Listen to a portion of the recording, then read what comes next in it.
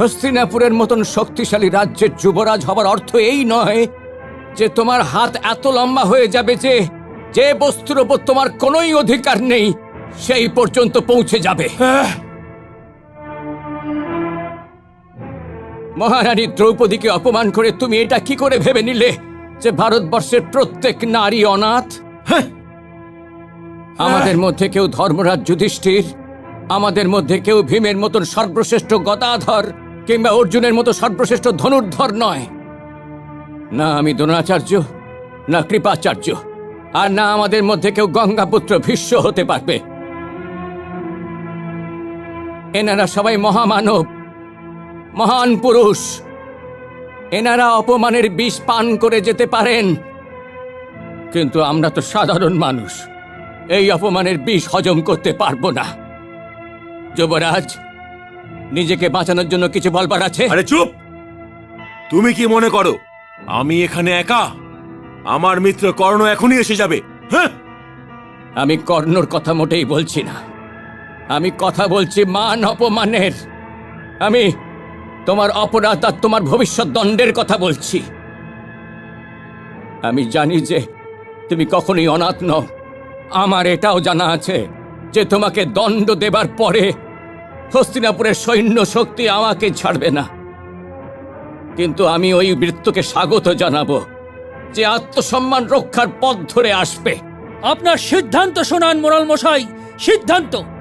ও আমার বোনকে অপমান করেছে। তোমার বোনের মানই কি আছে যে আমি ওকে অপমান করব? দুর্যোধন, অপমানের এই বৃক্ষকে আমি কেটেই ফেলবো। শান্ত হয়ে যাও, শান্ত। ন্যায়ের চাহিদা তো এইটাই। হ্যাঁ, আর আমি মহারাজ ধৃতরাষ্ট্র নই যে নিজের হিতের জন্য ন্যায়ের পরিভাষাই বদলে ফেলব। এই জন্য যুবরাজ দুর্যোধন, এই পঞ্চায়েত তোমাকে মৃত্যুদণ্ড দেওয়ার সিদ্ধান্ত নিচ্ছে।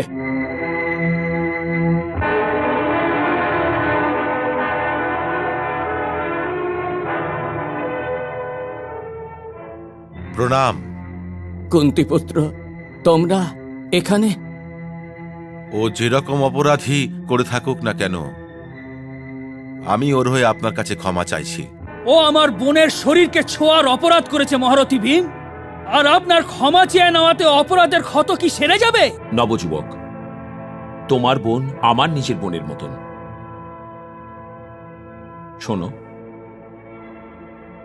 এই দুষ্টের হাতের বদলে তুমি আমার হাত কাটিয়ে দাও বোন।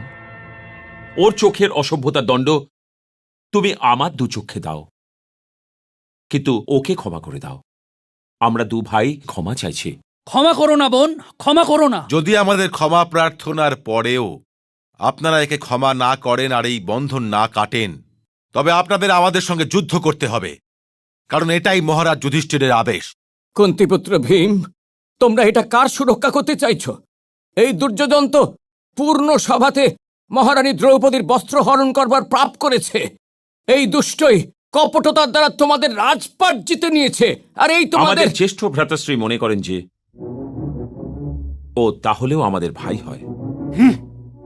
আমরা আপনাদের সঙ্গে যুদ্ধ করতে চাই না, এই জন্য আমাদের কথা মেনে একে ক্ষমা করে দিন।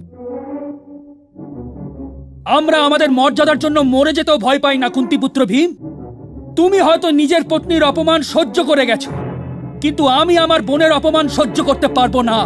আর এটাও জানি তোমার সঙ্গে যুদ্ধে জিততে পারবো না, তবু আমি তোমার সাথে যুদ্ধ করব, কারণ এটাই হলো ভাইয়ের মর্যাদা। শুনলে তুমি? হ্যাঁ, তোমার কারণে ভরত বংশীয়দের কি শুনতে হচ্ছে? তবুও ভ্রাতাশ্রীর এটা আদেশ, আমরা তোমাকে মুক্ত করিয়েই নিয়ে যাব।